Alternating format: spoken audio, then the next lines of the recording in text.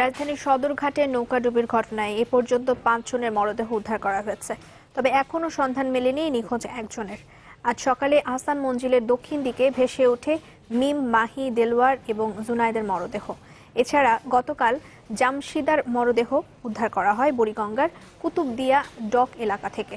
বৃহস্পতিবার রাতে বরিশালগামী সুরভি 7 লঞ্চে ওঠার জন্য কামরাঙ্গীর চর এলাকা থেকে সদরঘাটে যান 2 ভাই শাহজালাল এবং দেলওয়ার। সাথে ছিল তাদের পরিবারের আরও 5 সদস্য।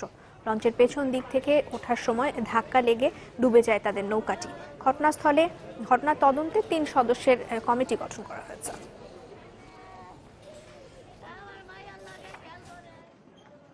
লঞ্চে যায় ধাক্কা দিল, ধাক্কা দিয়ে 6টা মানুষ মেরে নিল, এটা কি মেনে নেবে বলেন? এটা আমাদের দাবি, এটা তো বিচার অবশ্যই চাই। দাবি একটাই, আমগো চাইতে না চাই না দেন, আর যারা করছে এই লস আমরা ছাড়ব না, আমরা শাস্তি চাই।